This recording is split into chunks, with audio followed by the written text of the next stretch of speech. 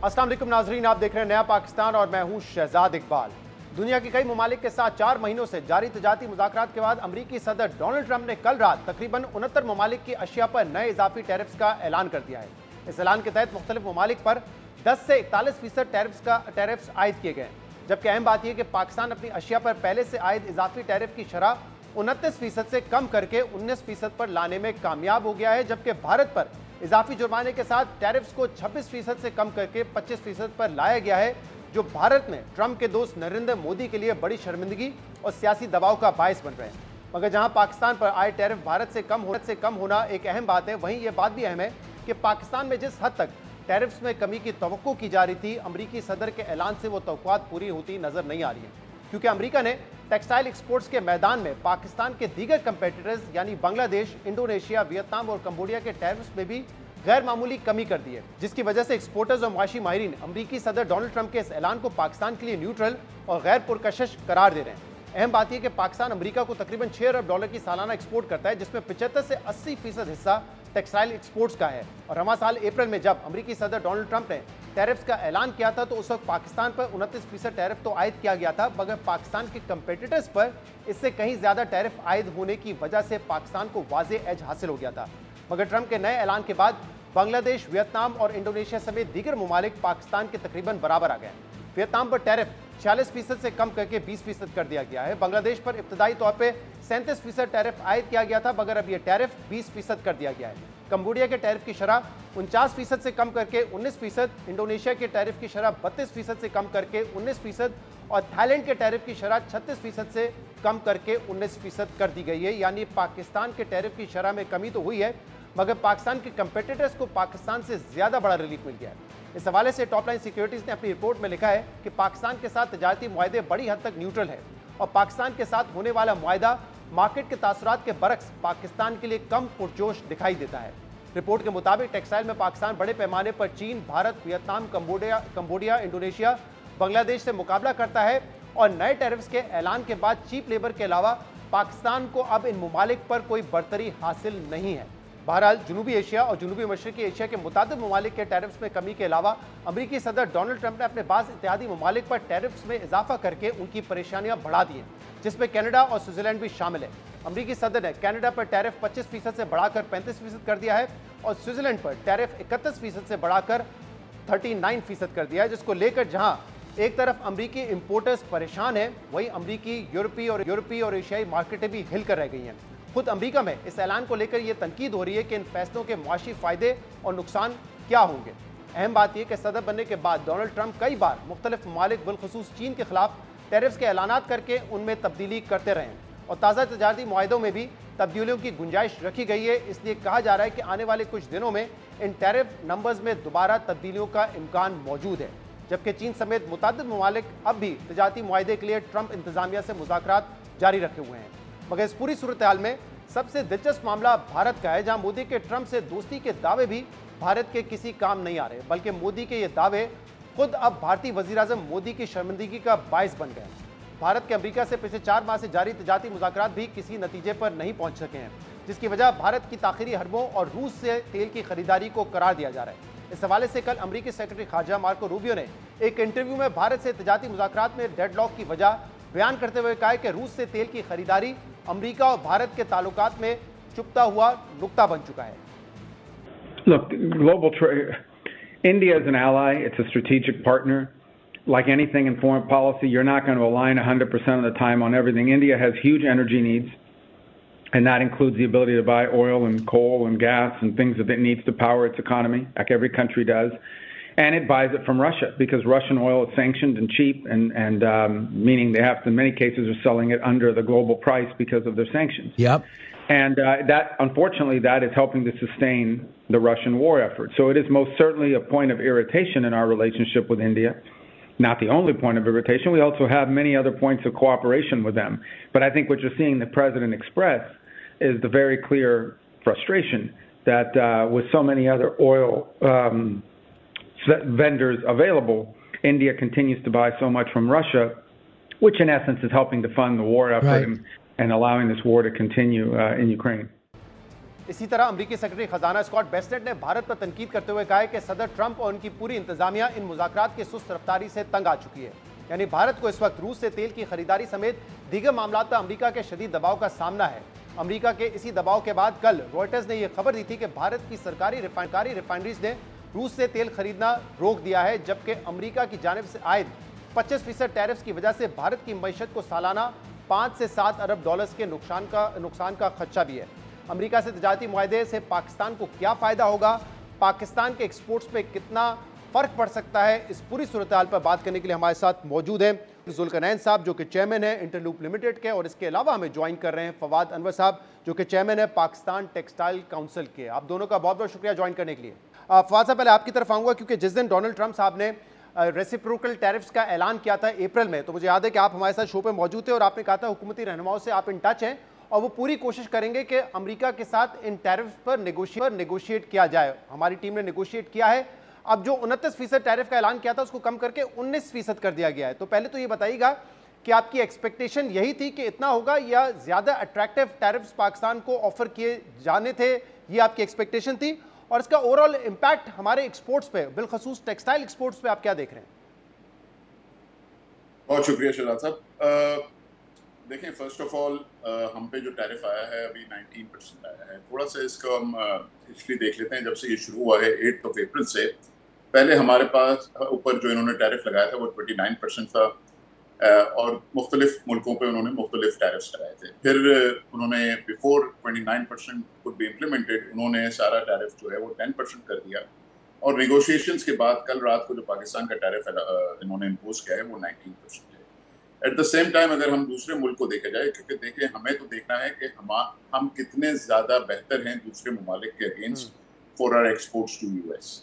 अगर हम देखें वियतनाम, कंबोडिया, श्रीलंका, बांग्लादेश, तो वो सारे के सारे 19 और 20% की रेंज में हैं और इंडिया जो है वो 25% है। सो 6% डिफरेंशियल है। लेकिन इंडिया के पास मसल इतनी है, इंडियन गवर्नमेंट के पास या उसको कॉस्ट इतना एडवांटेज है उनको कि वो जो डिफरेंस है वो पूरा कर लेता है।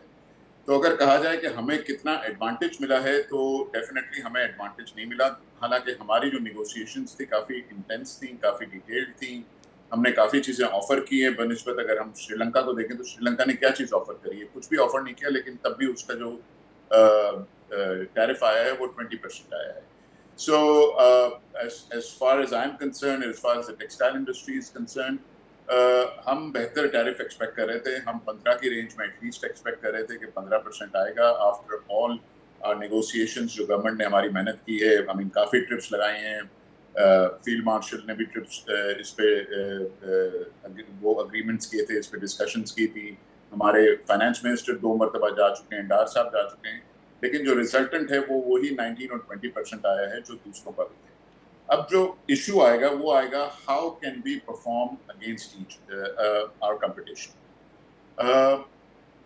अब जो बात आ जाती है वो सारी आ जाती है कॉस्ट ऑफ डूइंग बिजनेस की, and that is where our weakness comes in. क्योंकि आखिरी 2 साल में जितना कॉस्ट ऑफ बिजनेस पाकिस्तान का बढ़ा है, गैस हो, इलेक्ट्रिसिटी हो, टैक्सेस हो, और नाउ जो आखिरी लास्ट वीक में इन्होंने इम्पोर्ट पे भी जो ड्यूटी लगाई है for re export, that is definitely is going to increase the cost of doing business in Pakistan, और वो थोड़ा सा हमें इफेक्ट करेगा। सेकेंडली, ये किसी ना किसी को ये पैसे देने, आई मीन ये जो 19% है, this is in addition to the import duty जो 8 अप्रैल से पहले थी।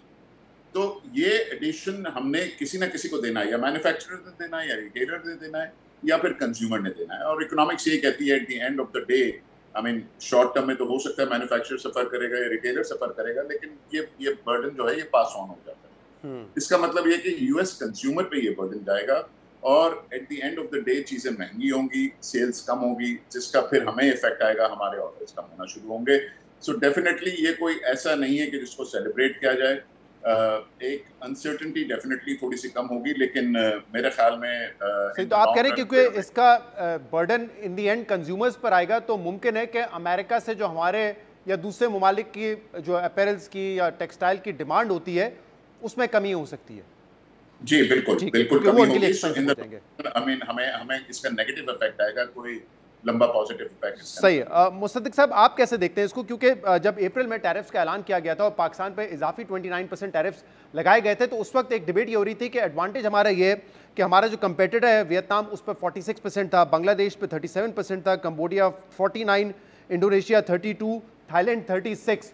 तो ये कहा जा रहा था कि हम पे तो लगा है इजाफी 29%, लेकिन हमारे जो कंपेटिटर्स हैं खासतौर पर टेक्सटाइल में, उन पे हमसे ज़्यादा टैक्स लगा है। लेकिन अब मोरलेस तमाम ये ममालिक 19 और 20% पर आ गए हैं। तो क्या कोई कंपेटिटिव एडवांटेज बचा है हमारे पास जिससे हम ये कह सकें कि हमारे एक्सपोर्ट्स में इजाफा होगा? शहजाद साहब, बहुत शुक्रिया। पहली बात तो मैं आई थिंक थोड़ा सा ये देखना चाहिए कि हम इसको सिर्फ टैरिफ्स के और अपैरल टेक्सटाइल्स के लेंस से देख रहे हैं। प्रॉब्ली आई थिंक जैसे कि फाइनेंस मिनिस्टर ने भी कहा कि there is wider range of topics जो कि डिस्कस हुए हैं, और अभी हमारे सामने वो एग्रीमेंट की डिटेल्स नहीं आई। तो इसलिए इस वक्त ये कह देना कि हमारा नेगोशिएशंस में कोई फ़ायदा हुआ है या नहीं हुआ, it will be too early. Coming back to your question, I think जैसे फवाद साहब ने भी कहा, ये इस वक्त तो हम न्यूट्रल है, मगर हमारी जब मैं कमेटी में मेरी बात हो रही थी, मेरी फाइनेंस मिनिस्टर साहब से भी बात हुई, तो हमारी पहली रिक्वेस्ट ये थी कि मिनिमम हमारी रिक्वायरमेंट ये होगी कि we shouldn't be worse off, हम अपने कंपेटिटर्स से कहीं ज्यादा हमारे पे टैरिफ न लग जाए। जैसे इंडिया के साथ हुआ है। तो ये बात जैसे इंडिया के साथ हुआ है, उस हद तक तो मैं कहूँगा कि ये एक थोड़ा सा विन है कि हम ये डर रहे थे कि हमारी शायद नेगोशिएशन पावर्स ऐसी ना हो कि बाकी लोग, बांग्लादेश है या वियतनाम है या इंडोनेशिया है, उनसे हमारे पे ज़्यादा टैरिफ लग जाए, and that is going to, cost of production की भी जैसे बात हुई वो ऑलरेडी हमारी ज़्यादा है, that would have hurt us much bad. तो उस लिहाज से तो ये कम से कम थोड़ी सी रिलीफ है कि हमें उनसे ज़्यादा नहीं देना पड़ रहा। मगर क्योंकि जैसे फवाद साहब ने भी कहा, हमारी एक्सपेक्टेशन ये थी कि जितनी गर्मजोशी से हमारे मुज़ाकरात चल रहे हैं, प्रॉब्ली हमें 4-5% का एडवांटेज मिलेगा। अब इंडिया के ऊपर एक एडवांटेज जो मिला है, मैं ये समझता हूँ it could be temporary, because India might you see will still try to negotiate, और वो इसको नीचे लाने की कोशिश करेंगे। दूसरा, इंडिया की जो अपनी कॉस्ट ऑफ प्रोडक्शन है वो हमारे से, क्योंकि उनके यार्न्स और फैब्रिक सस्ते हैं और उनके साइजेस हमसे बहुत बड़े हैं, तो 5-6% के डिफरेंस को एब्जॉर्ब कर लेंगे। तो मैं बहुत ज़्यादा उसकी वजह से पाकिस्तान की तरफ मूवमेंट नहीं देख रहा, मगर जो खतरा था कि हम शेयर लूज़ कर जाएंगे, वो कम से come for the time being avert हो गया है। जो फवाद साहब ने बात की डिमांड कंप्रेशन की, मैं अभी ब्लूमबर्ग पे पढ़ रहा था, इकोनॉमिस्ट की जो प्रेडिक्शन है कि यूएस का जो एवरेज हाउस होल्ड है उसकी जो इन्फ्लेशन की वजह से इनकम में और स्पेंड में कमी आएगी, वो तकरीबन $2200 से $3800 के दरमियान वो स्पेंड कम करेगा। अच्छा, ये सबसे, अब जो देखें जो अमीर तबका है उसको, जब पाकिस्तान में भी अब देखें इन्फ्लेशन होती है तो वो इतना इम्पैक्ट नहीं होता, लोअर मिडिल क्लास जो है और मिडिल क्लास ज़्यादा इम्पैक्ट होती है, और वो लाज़मी बात है सबसे पहले अपना स्पेंड में अपैरल को ही देखेंगे कि अच्छा जहाँ 2 चीज़ें लेनी है एक चीज़ ले लो। So I think there is going to be, मेरा अंदाज़ा है कि कम से कम 10% डिमांड कंप्रेशन होगी। उसकी वजह से तमाम ममालिक जो कि बनाते हैं अपैरल वो हर्ट हो सकते हैं, जिसमें पाकिस्तान में भी इम्पैक्ट आ सकता है, and because of that there could be price pressures जो कि हमारे पे आए, क्योंकि इन दी एंड जैसे फवाद साहब ने कहा, इतनी बड़ी इंक्रीज जो है वो रिटेलर्स और ब्रांड्स ने एब्जॉर्ब नहीं करनी और मैन्युफैक्चरर्स भी एब्जॉर्ब करने की पोजीशन में नहीं है। It will have to be passed on to the consumer eventually. वो सिर्फ वेट कर रहे थे। एक चीज़ मैं आखिर में एक और ऐड करता जाऊँ कि बहुत सारे लोग ये समझ रहे हैं कि ये फाइनलिटी पे पहुंच गया और शायद अब कुछ सर्टेनिटी आ जाए। मैं इसको इस तरह से नहीं देख रहा। मुझे लग रहा है कि अभी इसमें मज़ीद चेंजेस आएंगी, क्योंकि जो एग्जेक्टिव ऑर्डर है उसको अगर आप डिटेल में पढ़ें तो उसमें क्लियरली प्रेसिडेंट ट्रंप ने एक ऑर्डर में एक क्लॉज ऐड की है कि वो तमाम कंट्रीज जिनके साथ हमारे कोई ना कोई एग्रीमेंट्स हो गए हैं या नेगोशिएट हो रहे हैं, उनके लिए ये टैरिफ्स उस वक्त तक हैं जब तक कि वो एग्रीमेंट्स फाइनल नहीं होते। जब वो एग्रीमेंट्स की डिटेल्स फाइनल होंगी तो मैं नया ऑर्डर इशू करूंगा और फिर उसमें उसकी कंडीशंस लगाऊंगा। So there is a possibility कि उन कंट्रीज का, जिसमें पाकिस्तान भी शामिल है, उनके जो एग्रीमेंट्स फाइनलाइज होते हैं जिसमें कई माह लग सकते हैं, उसके बाद ये टैरिफ्स और कम हो जाएं या बढ़ जाएं। So things can change going forward. इसलिए मैं नहीं समझता कि ये कोई इस वक्त कंप्लीटली सर्टन हो गया कि अब अगले 3-4 साल यही टैरिफ रहेंगे। इंटरेस्टिंग। तो जो मैं बात आप दोनों की गुफ्तगू से समझा हूँ फवाद साहब, वो ये है कि हम शायद प्री अप्रैल 2025 की पोजीशन पे चले गए हैं, जहाँ पे इजाफी टैरिफ अगर हम पे लगा है तो हमारे कंपेटिटर्स पे भी लगा है, लेकिन हमारी कॉस्ट ऑफ डूइंग बिजनेस उनसे ज़्यादा है। लेकिन जहां डिसएडवांटेज पाकिस्तान समेत दूसरे ममालिक को होगा वो होगा डिमांड कंप्रेशन की वजह से, जो कि यूएस में कंज्यूमर्स को फेस करनी पड़ेगी। ऐसा ही फवाद साहब? बिल्कुल सही कह रहे हैं Shahzad sahab. As far as duty is concern, definitely I mean 19-20% जो हमारी कंपटीशन है उन सब पे लगा है, तो वो तो कॉस्ट न्यूट्रल हो जाते हैं हम रिलेटिव टू अदर कंट्रीज। अब कॉस्ट का इम्पैक्ट लेकिन जो ये कहा जा रहा था कि हमारे एक्सपोर्ट्स जो कि तकरीबन $6 बिलियन के हैं टुवर्ड्स यूएस, उसमें कुछ इजाफा हो सकता है, कुछ बेहतरी हो सकती है, और अगर 10-15% का भी हो तो तकरीबन $1 बिलियन ये बन जाएगा। ये सिनेरियो कम से कम नहीं है, ऐसा नजर नहीं आ रहा आपको होता हुआ? देखें, अभी भी the unknown factor is China. अभी इनके चाइना से कंप्लीट डील्स या निगोशिएशंस चल रही हैं, एंड आई थिंक वो अक्टूबर तक जाएंगी। जो अभी नजर आ रहा है, they will extend it to 2 to 3 months। और चाइना कहाँ पे क्लोज करता है उस पर डिपेंड करता है। तो अगर चाइना और हम बाकी जो है 19-20% वाले, उनमें सब्सटेंशियल डिफरेंस है, तो वो डेफिनेटली चाइनीज बिजनेस जो है वो शिफ्ट होगा to other countries, and that's where the cost of doing business का इफेक्ट आता है, जो आई थिंक गवर्नमेंट भी समझती है और हमारे लिए भी ये बहुत इंपॉर्टेंट लगता है।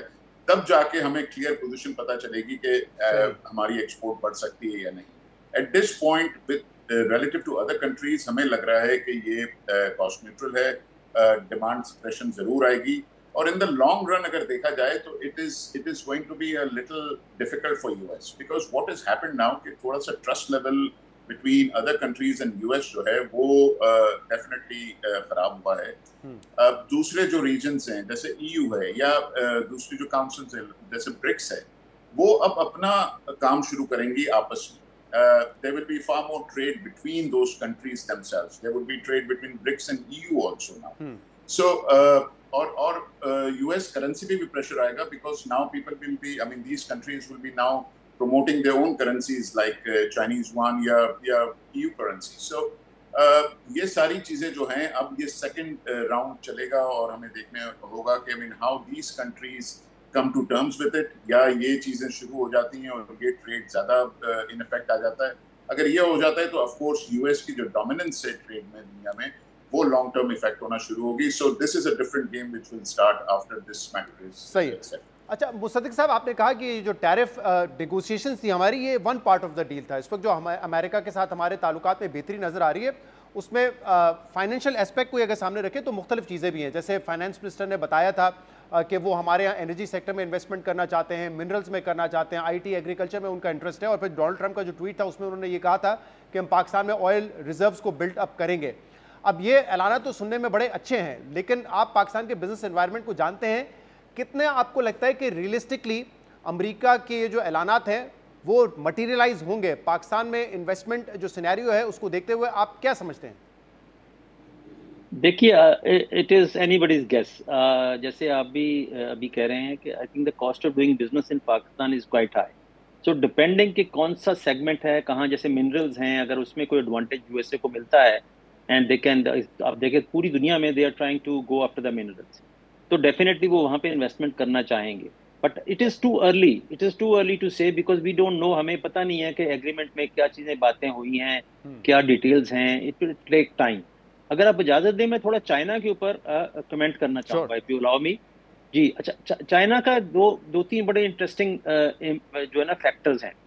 चाइना बाज़ाहिर ये लग रहा था कि ये सारी जो टैरिफ की वॉर है ये चाइना को कंटेन करने के लिए। अब जो रिजल्ट निकला है उसमें चाइना को थोड़ा सा एडवांटेज हो गया है। इस वक्त चाइना पे फॉर एग्जांपल जो एक्स्ट्रा टैरिफ है मैन मेड फैब्रिक पे बने हुए कपड़ों पे, वो 30% है और बाकी तमाम कंट्रीज पे 20% है। चाइना का डिफरेंस तो सिर्फ 10% रह गया, तो 10% तो अपनी कॉस्ट ऑफ प्रोडक्शन से ही उसको कवर कर जाएंगे। तो चाइना इस वक्त तो कम से कम जो उनके उन्होंने किया हुआ है, रोका हुआ है अपने फुल टैरिफ को, वक्ती तौर पे कम किया हुआ है, उसमें अभी तो चाइना को एडवांटेज आ रहा है। दूसरी चीज़ ये है कि चाइना से, जैसे फवाद साहब ने कहा कि देखना पड़ेगा कि कहाँ कितना बिजनेस शिफ्ट होता है।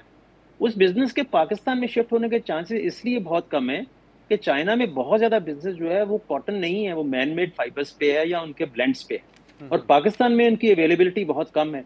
और इसमें हमें देखना पड़ेगा कि जो रूल्स ऑफ ओरिजिन तय होते हैं हमारे एग्रीमेंट में वो क्या होते हैं, उसमें कितनी वैल्यू एडिशन की कोई कंडीशन लगाई जाती है, या इम्पोर्टेड जो फाइबर्स हैं या yarns हैं उनको यूज करने पे पाबंदी लगाई जाती है। So that is also going to impact our you see cost of production and our ability. आखिरी चीज चाइना के बारे में ये है कि आपको शायद आपके इल्म में हो कि Interloop has a subsidiary in China, we manufacture in China as well. तो मुझे थोड़ा सा अंदाजा है कि वहाँ क्या हो रहा है। अब वहाँ पे जो हमारी अपनी सब्सिडरी है, what we are trying to do is कि हम उनकी जो सारी यूएस की जितनी वहाँ से हम एक्सपोर्ट करते थे उसको हम डाइवर्ट करने की कोशिश कर रहे हैं towards Europe. We are trying to win over more European customers.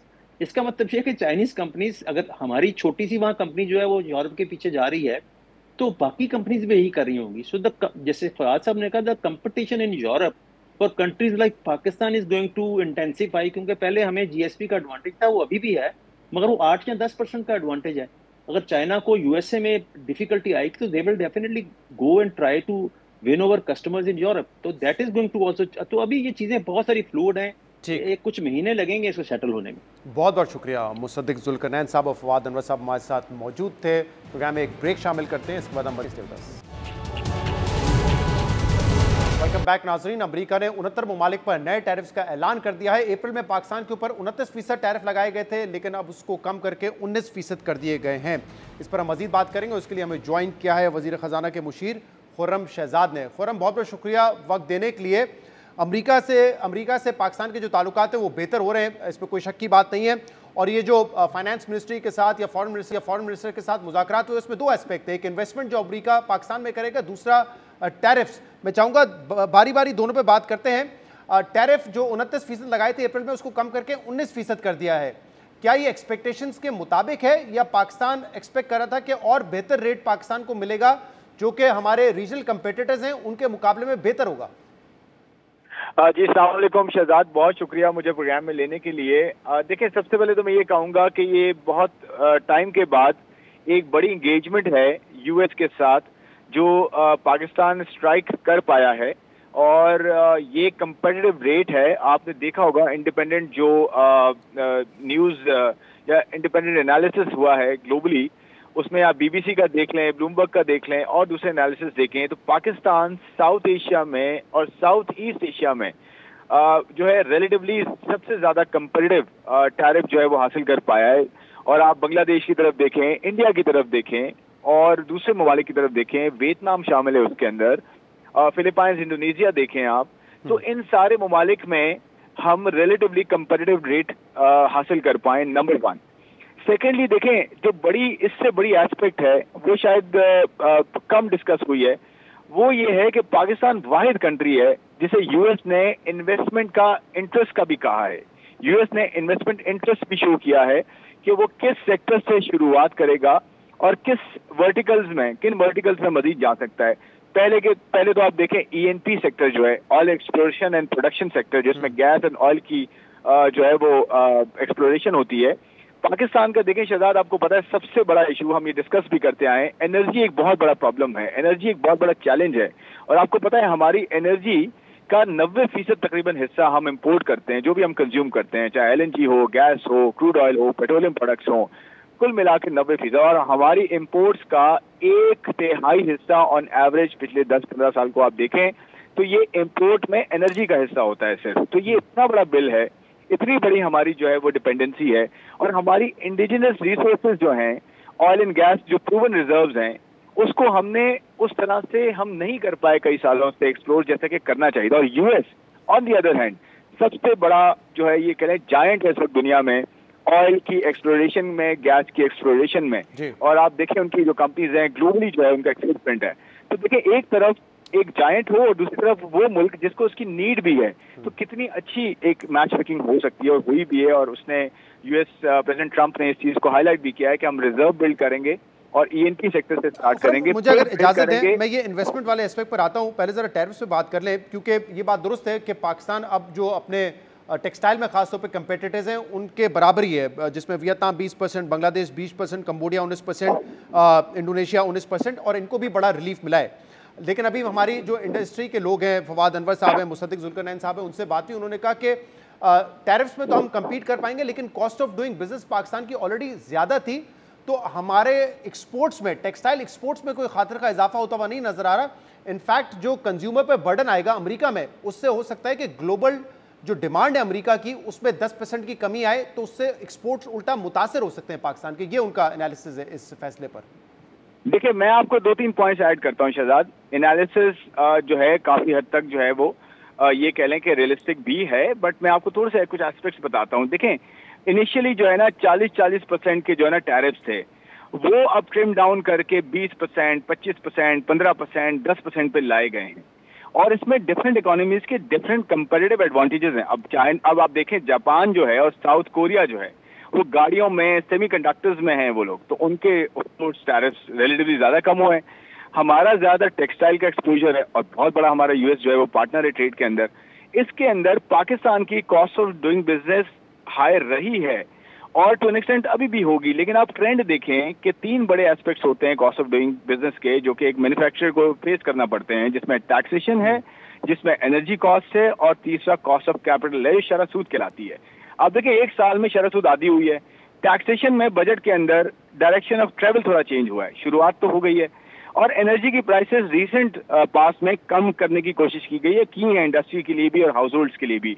तो देखें, हम जिस डायरेक्शन में, वो बड़ी इंपॉर्टेंट है कि अगर हम इस डायरेक्शन में चलते रहे, और आई होप कि हम चलते रहेंगे, हमारी पॉलिसीज जो है वो कंसिस्टेंट रहेंगी, तो आगे जाते हुए आपकी कॉस्ट ऑफ डूइंग बिजनेस का ट्रेंड जो है वो नीचे जाएगा, जिसकी वजह से आपको ये जो टैरिफ मिला है ये ज्यादा कंपेटिटिव होता हुआ नजर आएगा। और मैं एक और चीज ये कहता हूं कि अगर हम न्यूट्रल भी हैं तो न्यूट्रल होना भी तो एक पॉजिटिव चीज है ना। पहले तो हम नेगेटिव साइड पे थे, तो हमारे प्राइवेट सेक्टर को अब रोल प्ले करना है। खुर्रम, ये बात आपकी दुरुस्त है कि कई ममालिक कमिट कर रहे हैं जापान की तरह कि हम अमेरिका में इन्वेस्टमेंट करेंगे और अमेरिका कह रहे हैं कि हम पाकिस्तान में इन्वेस्टमेंट करेंगे। तो ये सुनने में तो बड़ा अच्छा है, लेकिन क्या मटेरियलाइज होगा? क्योंकि जब डोनाल्ड ट्रंप ने ये ट्वीट भी किया कि हम पाकिस्तान में ऑयल सेक्टर में इन्वेस्टमेंट करने जा रहे हैं, साथ ही उन्होंने कहा कि एक वक्त शायद ऐसा भी आए कि इंडिया पाकिस्तान से ऑयल इंपोर्ट कर रहा हो, तो इसलिए एक शक पैदा होता है कि क्या वाकई वो इन्वेस्टमेंट करना चाह रहे हैं पाकिस्तान में या सिर्फ इंडिया पे दबाव बनाना चाहते हैं? देखिए, हम तो उसको शहजाद बड़ा सीरियसली रीड करते हैं कि अगर इन्वेस्टमेंट का उनका इंटरेस्ट है, और हमारी डिस्कशंस में भी बड़ा इंटरेस्ट जो है शो हुआ है।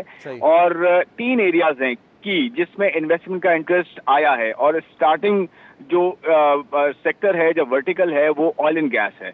और देखें, बात यह है कि हमारे पास इस वक्त ऑयल एंड गैस के रिजर्व्स अगर आप देखें, जो रिकवरेबल रिजर्व्स हैं नेट बेसिस पे, जो हम आज मैं आपसे बात करूं तो 238 मिलियन बैरल्स के करीब कोई ऑयल के रिजर्व्स हैं, और कोई 18 बिलियन क्यूबिक फीट से थोड़े से ऊपर हमारे पास गैस के रिजर्व्स हैं। ये वो हैं जो हम ऑलरेडी रिजर्व्स प्रूवन हैं, जो ऑलरेडी अवेलेबल हैं। तो नई एक्सप्लोरेशन, नई फाइंड्स भी तो हो सकती है ना, वो भी करने का इरादा है, और उसमें नई कंपनियां, बड़े जायंट्स आएंगे। सेकेंडली, माइन एंड मिनरल्स का बिल्कुल सही कहा आपने, बहुत बड़ा इंटरेस्ट है यूएस का इसके अंदर, और आप देखेंगे इंशाल्लाह उसमें भी आपको इंटरेस्ट आता हुआ नजर आएगा, क्योंकि बैरेक गोल्ड ऑलरेडी एक यूज केस आपके सामने रख चुका है, और दुनिया की बड़ी कान जो है वो चलाना शुरू की है उसने, रेकोडेक, जिसकी 2.8 बिलियन की हम एक्सपोर्ट एक्सपेक्ट कर रहे हैं 2028 में, जो कि 8-9% तो आपकी अकेली पूरी एक्सपोर्ट का बनेगा, और इसके अलावा वैल्यू एडिशंस हैं उसके अंदर। तो माइन एंड मिनरल्स में इनका इंटरेस्ट है, ऑयल एंड गैस में इंटरेस्ट है। तीसरा, टेक्नोलॉजी, आपने क्रिप्टो की बात की, एआई की बात की, ब्लॉकचेन की बात की, यूएस जायंट है इनोवेशन में। तो देखें, ये बहुत बड़ी बात है कि पाकिस्तान को सिर्फ ऑफर की है इन्वेस्टमेंट, और साथ में टैरिफ भी एक रिलेटिवली कंपेटिटिव मिला है आपको। तो इसमें अब आपको कैपिटलाइज करना है कि कैसे आप अट्रैक्ट करें इन्वेस्टमेंट B2B बेसिस पे, इंडस्ट्री टू इंडस्ट्री बेसिस पे, कि हम इसको कैपिटलाइज कर सकें और अपना पोटेंशियल अनलीश कर सकें, जो कि मुझे लगता है कि बहुत जल्दी होगा। बहुत बहुत शुक्रिया, बहुत बहुत शुक्रिया। खुर्रम शहजाद हमारे साथ मौजूद थे। प्रोग्राम में एक ब्रेक शामिल करते हैं, मौजूद पर बात करेंगे, हमारे साथ रहिए। Welcome back. पाकिस्तान तहरीक इंसाफ ने 5 अगस्त को अपनी एहतजाजी तहरीक को पीक पर पहुंचाने का ऐलान कर रखा है, मगर इस तहरीक से पहले पाकिस्तान तहरीक इंसाफ की मुश्किलात पीक पर पहुंच गई हैं। एक तरफ 9 मई के केसेस में पाकिस्तान तहरीक इंसाफ के रहनुमाओं और कारकुनों को सजाएं मिलने का सिलसिला तेज हो गया है, जिसके बाद पाकिस्तान तहरीक इंसाफ के अरकान पार्लियामेंट के बड़े पैमाने पर नाअहलियों का इम्कान है। वहीं अपोजिशन की 2 रोज से जारी ऑल पार्टी कॉन्फ्रेंस के आखिरी दिन अपोजिशन जमातों का एलामिया सामने आ गया है, जिसमें मौजूदा हुकूमती सेटअप के खात्मे और बानी पाकिस्तान तहरीक इंसाफ लीग इंसाफ की रिहाई समेत अहम मुतालबात किए गए हैं।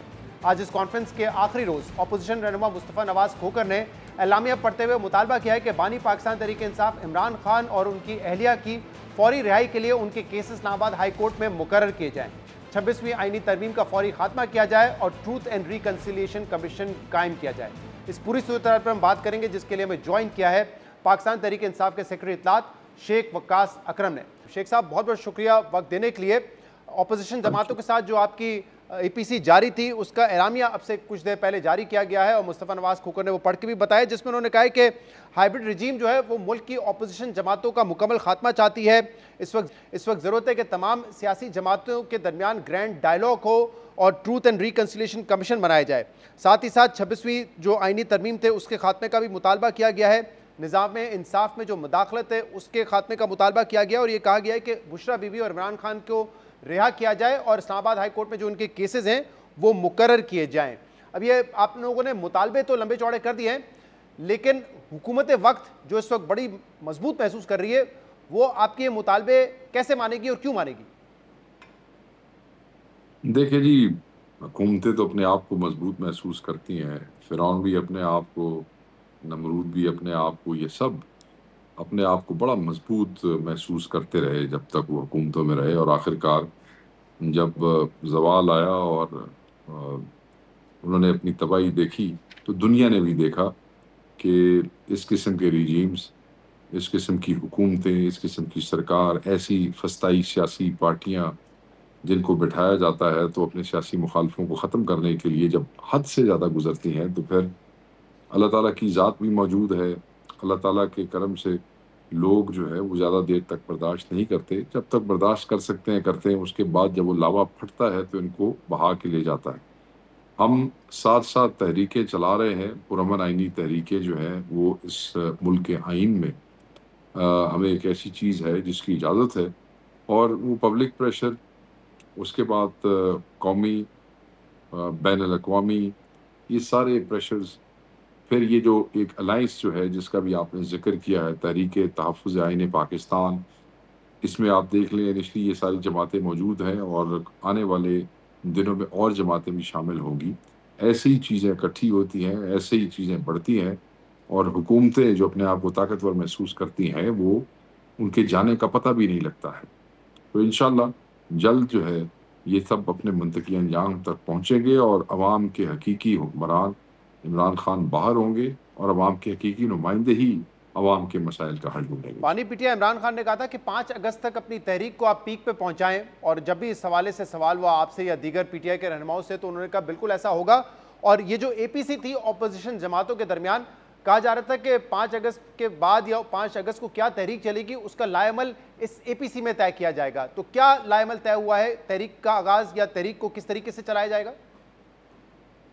देखिए जी, इस पे पहले राजा साहब भी बता चुके हैं, और मुझे तो अभी आप बता रहे हैं जो अलामिया के हवाले से, मैं आपको ये ज़रूर बता देता हूँ कि पाकिस्तान तहरीक इंसाफ इस तमाम अलायंस की सबसे बड़ी जमात है, और यहाँ सेक्रेटरी जनरल ऑफिस जो है उसकी कोऑर्डिनेशन अपनी जमात के चारों जो हेड्स हैं सूबों के, उनके साथ है। हर सूबा अपने माहौल और अपनी फस्तायत के लेवल के मुताबिक अपनी तहरीक के अंदर जो इवेंट्स हैं 5 तारीख के, उनको शेप अप कर चुका है। पंजाब में आलिया हमजा साहिबा हैं जिन्होंने तमाम रीजनल प्रेसिडेंट्स को ब्रीफ किया है और उनको बताया है कि उन्होंने क्या करना है, उनको बता दिया है, वो मैं आपसे शेयर नहीं कर सकूँगा। दूसरी तरफ जुनैद अकबर साहब हैं, तीसरी तरफ दाऊद शाह, और फिर अली मादन शेख साहब हैं।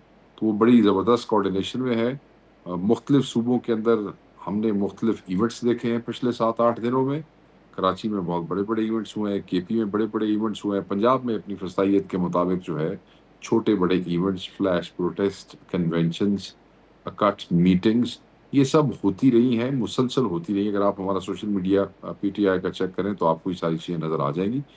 इंशाल्लाह अपनी हिम्मत के मुताबिक और माहौल और फस्तायत और जबर के हिसाब से जो है जितनी ज़्यादा हिम्मत कर सके पुरअमन आइनी एहतजाज के लिए, वो पाकिस्तान जिन इवेंट्स का शेख साहब आप जिक्र कर रहे हैं उनसे कोई ऐसा माहौल तो नहीं पैदा हुआ जिससे ये तासुर उभरे के कोई आपकी तहरीक पीक पे पहुंच रही है, लेकिन 5 अगस्त को एग्जैक्टली क्या होगा कि मतलब एक ऑनगोइंग तहरीक है, उसका सिलसिला चलता रहेगा या कोई जलसे होंगे मुल्क भर में या किसी एक शहर में? एग्जैक्टली प्लान किया है?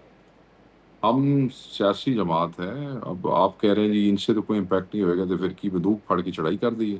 नहीं, मैं कह रहा हूँ माहौल एक नजर आता है ना कि आपके लोग बड़ी तादाद में सड़कों पे निकल रहे हैं, एहतजाज कर रहे हैं, पुरअमन एहतजाज कर रहे हैं, वो माहौल तो नहीं नजर आ रहा? निकलेंगे, वो निकलेंगे, 5 को निकलेंगे जी, जितने मैक्सिमम निकल सकते हैं वो सारे निकलेंगे जी। माहौल ने बनाया है अपने अपने सूबों में, एक्चुअली आप लोगों के टीवी दिखाते नहीं ना, हम लोग जो कर रहे हैं। अगर आप हमारा सोशल मीडिया देख लें तो आपको डेली का अपडेट मिलेगा कि मुझे उसमें आप हमारे भेज दें, लोग अगर किस सुबह लाहौर में, पंजाब भर में, मुख्तलिफ जिलों में जो बड़े बड़े प्रोटेस्ट आप आपके हुए, एहतजाज हुए, बिल्कुल मैं चलवा दूंगा, इसी शो पे चलवा दूंगा सर। नहीं, पंजाब के साथ आप बड़े बड़े कहते हैं, आपको पंजाब के हालात का पता नहीं है। मैंने आपको पहले बता दिया है कि हर सूबे के अंदर जो हालत है उसके हिसाब से जो लोग मैनेज कर सकते हैं वो अपना मैनेज करेंगे जी। मैंने तो कोई ऐसा क्लेम नहीं पंजाब के हवाले से किया, मगर मैंने ये कहा कि पंजाब की चीफ ऑर्गेनाइजर ने मीटिंग्स रेगुलर की हैं, प्लान भी दे दिया है, टारगेट्स भी दे तो दिए हैं, तो वो एग्जैक्टली ठीक है, वो 5 देख तारीख को लेंगे। मतलब कोई वन ऑफ एहतजाज होगा, कोई एक बड़ा बड़ा जलसा होगा किसी एक मकाम पर, मुख्तलिफ शहरों में नहीं मुख्तलिफ मकामात पे नहीं जलसे हो ऐसे रहे होंगे, क्या नहीं एग्जैक्टली प्लान होगा? नहीं एग्जैक्टली तो प्लान मैं आपको बता भी नहीं सकता। मैंने आपको पहले बताया कि आप हमारे बंदे उठवाने लगे, आप भी यहाँ से चले जाएं, ऐसे नहीं होगा। कोई डी चौक की तरफ या इस्लामाबाद की तरफ तो कोई आ नहीं रहा, हर चीज होनी है अपने अपने सूबों के अंदर। तो जब और ये क्योंकि खान साहब ने मना किया था, इससे पहले कि कोई नए प्रोपेगेंडे वाले शुरू हो जाए, मैं ये जी। बता दूं, खान साहब ने मना किया था कि उस तरफ नहीं जाना। तो अपने अपने सूबे खुद मुख्तार है, अगर वो 5 को कोई एक इकट्ठा जलसा करना चाहते हैं तो वो भी कर सकते हैं। अगर वो डिवीजन्स में जाना चाहते हैं, अगर वो रैलियां करना चाहते हैं, convention, they can, they have done it. उन्होंने अपना प्लान बनाया हुआ। ऑब्वियसली सर, ये हमने घर के अंदर तो करना नहीं, जो कुछ करना था जो होएगा तो उन्होंने कहना चंद चिड़ा देख लेना। सही। और इस वक्त जो सियासी मुश्किलात के अलावा कानूनी मुश्किलात भी आपके रहनुमाओं की बढ़ती जा रही है। कल जो फैसलाबाद के 3 केसेस में आपके कई सीनियर रहनुमा हैं, उनको 10 साल की सज़ा दे दी है, जिसमें आपके leader of the opposition senate में शिबली फराज भी हैं, उमर अयूब साहब जो कि कौमी असम्बली में आपके लीडर ऑफ द ऑपोजिशन हैं, कंवल शौजब हैं, इसके अलावा कई रहनुमाओं को आपके सज़ा हुई है। तो इनकी सर, क्या पंजाब गिरफ्तारियां भी असम्बली अमल के में लाई पंजाब जाएगी असम और फिर कैसे इस तरीका आगाज होगा? पंजाब असम्बली के ऑपोजिशन जी, लीडर भी जो है, उनको तो 3 फिर दिन 4 दिन सिर्फ पहले आप सज़ा हो गई थी। फिर आप फैसलाबाद की बात ना करें। आज आप सरगोदे में देखें क्या हुआ है कि एक हमारा कारकुन जो इस पर्चे में नामालूम था और इसी सरगोदा में 2 केसेस में इक्विट हुआ है, ठीक है जी, यानी कि 2 केसेस में से बरी हो गया है।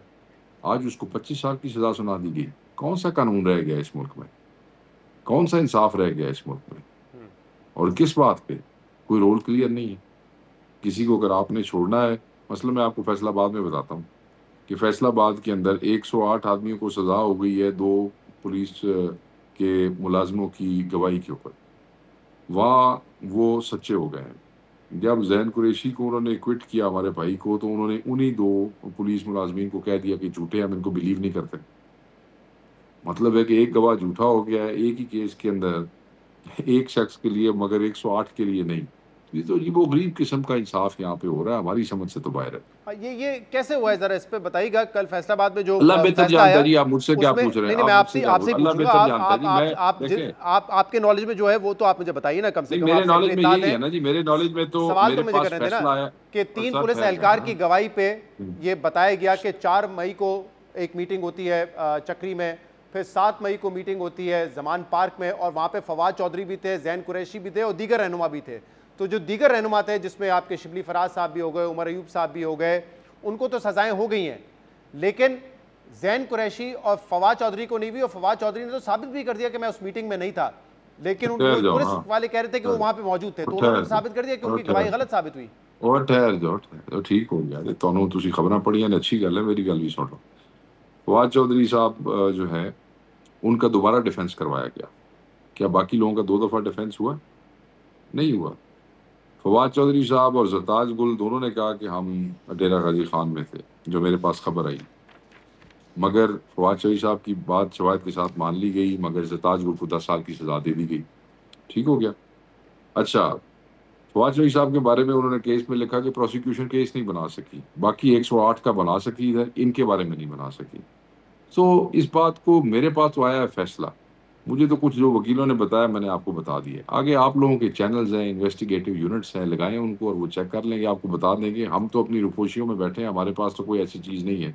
अच्छा, जज साहब ने अपने फैसले में लिखा है बाकी जो लोग सकूं। जिनके हवाले से आप कह रहे हैं, वो कह रहे हैं कि वो अपने दावे के हक में कोई सबूत या शवाहिद पेश नहीं कर सके। ये जज साहब ने लिखा है फैसले में। जज साहब जो मर्जी लिख सकते हैं, उन्होंने कोई रोक सकता है? सरगोदा के अंदर हमारे जो 3 लोगों को 10,000 सजा दी है, 2 मतलब बिलाल एजाज को, चट्ठा को और अहमद बच्चर को, उसमें जज साहब ने पता क्या लिखा रीजन? उन्होंने कहा जी वैसे तो इनके खिलाफ कोई शवाहिद नहीं है, मगर क्योंकि इनका ताल्लुक पीटीआई से है तो प्रिज्यूमेबली फिर ये दहशतगर्दी होंगे और इन्होंने ये किया होगा और ये साजिश, और उसको तो सजा दे दी क्योंकि वो पीटीआई के। इस गलत सजा हो गई। पढ़ो अच्छा, अब आप लोगों ने ये तो कहा है कि इन शराब फैसलों को आप चैलेंज करेंगे अदालतों कर रहे में, हैं, लेकिन वहां से कर अभी रहे आपको कोई तवक्को है? क्योंकि जैसे मैंने कहा अभी एलामिया पढ़ते हुए सर, कहा कि तवक्को तो बाद की बात है कि इस्लामाबाद हाई कोर्ट तवक्को में इमरान खान और बुशरा बीबी के फैसलों को, उनकी जो अपीलें उनको मुकर्रर किया जाए। तो इस वक्त तो आपको इस चैलेंज का सामना है कि इमरान खान का जो 190 मिलियन पाउंड केस का फैसला था उसी को उसकी अपील आप नहीं लगवा पा रहे हैं। तो ये जो फैसले आए इनकी अपीलें लग जाएंगी हाई कोर्ट्स में? सर देखें, कल परसों चट्टा साहब की और अहमद बच्चर साहब की कल जो वकील वहां पे गए हाई कोर्ट पिंडी बेंच में, तो उन्होंने अपील नहीं ली उनकी, उन्होंने उस वकील को बजा छड़िया बजाओ। तो उसका बिल्कुल रेमेडी है। हमारे जो मतलब है सुप्रीम कोर्ट के जो चीफ जस्टिस हैं उन तक ये बात पहुंचा दी गई है। हम सुप्रीम कोर्ट में सीधे चले जाएंगे। अगर कोई हाई कोर्ट जो है हमारे लोगों की अपील नहीं लेगी तो बिल्कुल हम सीधा चीफ जस्टिस के पास सुप्रीम कोर्ट चले जाएंगे। अच्छा, उमर अयूब साहब ने खत लिखा था chief justice of Pakistan justice Yahya Afridi साहब को, और आज मुलाकात होनी थी, लेकिन फिर खबरें ये आई कि उमर अयूब साहब ने उनसे मिलने से इनकार कर दिया है। क्या वजह इसकी? सर, उमर अयूब साहब जो है उनको अब आपने देख लिया कि उनको सजा हो गई है। अब वो कॉन्विक्ट हैं और अब हम किसी हवाले से भी उनको खतरे में नहीं डालना चाहते। पहले वो अपनी लीगल रेमेडीज कर लें तो उसके बाद वो मिल लेंगे जिसको मिलना होगा। सही। अब ये जो आपके रहनुमा कॉन्विक्ट हुए हैं जिनको सजा हुई है, उनमें से किसी को गिरफ्तार तो नहीं किया गया है, लेकिन आपको लगता है इनकी गिरफ्तारी भी अमल में आएगी? और इस वक्त तक क्या ये रुपोश रहेंगे सारे? सर देखिए, वो रुपोश किसने रहना है ज़्यादा? जिनको सजाएं होगी सर, उन्होंने इस मुल्क में रहना है। वो अपनी अपीलें शपीलें उन्होंने वकीलों शकीलों को मिल के वो अपने चैलेंज करेंगे हर चीज़ को। उसके बाद ये लोगों के पर्सनल फैसले हैं। मेजॉरिटी जिनसे मेरी बात हुई है वो तो यही कहते हैं कि हम कोर्ट अरेस्ट जाके देंगे और हम गिरफ्तारी देंगे, हमने भागना किस लिए। सही है। और तहरीक में तो फिर ये लोग पार्टिसिपेट नहीं कर सकेंगे। अगर आप कह रहे हैं कि उमर अयूब साहब को हम रिस्क पर नहीं डाल सकते कि वो जस्टिस याया अफरीदी से मुलाकात करने के लिए जाएं, तो ऑब्वियसली ये अपना किरदार तो अदा नहीं कर सकेंगे इस तहरीक में जो आप 5 अगस्त से शुरू करें। करेंगे सर, क्यों नहीं करेंगे ना। अगर कोई एमएनए नहीं है तो उसके पीछे 1.5 लाख उनको वोट मिले हुए हैं, किरदार अदा करेंगे ना। वो वोटर तो नहीं, सारे का सारा वोटर हल्का सा चुप के नहीं ना जेल ले जाए या रुपोश करा लेना उन्होंने। अच्छा, और शेख साहब अभी कुछ दिनों पहले गौहर साहब ने ये कहा था, हामिद भी साहब के प्रोग्राम पर ही कहा था कि 75 पार्लियामेंटेरियंस ऐसे हैं जिनको नाअहल किया जा सकता है, उनको सजाएं हो सकती हैं 9 मई और 26 नवंबर के केसेस में। तो यही होता हुआ नजर आ रहा है, क्योंकि पहले भी जो आपके जैसे आपने कहा leader of the opposition Punjab assembly में मलिक अहमद बचर साहब को नाअहल कर दिया इलेक्शन कमिश्नर ऑफ पाकिस्तान ने, तो जिनको सजा कल हुई है आज हुई है उनको भी फिर नाअहल करेगी इलेक्शन कमिश्नर ऑफ पाकिस्तान? देखिए जी, इलेक्शन कमीशन ऑफ पाकिस्तान तो एक अजीब इनडिसेंट हेस्ट का मुजाहरा कर रही है। अब इसी किस्म की एक हेस्ट के अगेंस्ट जो है उन्होंने दस्ती साहब को लाहौर हाई कोर्ट ने एक स्टे दिया है और अब्दुल लतीफ़ चतराली साहब को आज पेशावर हाई कोर्ट ने एक बड़ा ज़बरदस्त फैसला किया है। मैं ये समझता हूँ कि बाकी हाई कोर्ट्स को भी उससे सीखना चाहिए। उनको उन्होंने कन्विक्ट करके साथ ही उनको डी शीट करने का ऑर्डर दे दिया था। पेशावर हाई कोर्ट ने आज ये कहा है कि जब तक इनकी जो अपील है इनकी कन्विक्शन के खिलाफ उसका फैसला नहीं हो जाता तब तक इलेक्शन कमीशन ऑफ पाकिस्तान इनको डी शीट नहीं करे। और ये फैसला सब पर अप्लाई होगा? सर, ये इंडिविजुअल केसेस में सब इस फैसले की वो करेंगे। प्रेसिडेंट है ना सर, एक हाई कोर्ट में एक ऑनरेबल जज ने ये फैसला किया है और ये हाई कोर्ट का फैसला है। ये बाकी हाई कोर्ट में प्रेसिडेंट कॉमन लॉ है, प्रेसिडेंट के तौर पर इस्तेमाल होगा। सही। तो आप समझते हैं कि जब तक इनकी अपीलें होंगी तब तक इनको फिर election commission of Pakistan court के फैसले के मुताबिक नाअहल नहीं कर सकेगा। बहुत बहुत शुक्रिया। शेख वकास अकरम हमारे साथ मौजूद थे। आज के प्रोग्राम में इतना ही। शो से इजाज़त दीजिए। अल्लाह हाफिज़।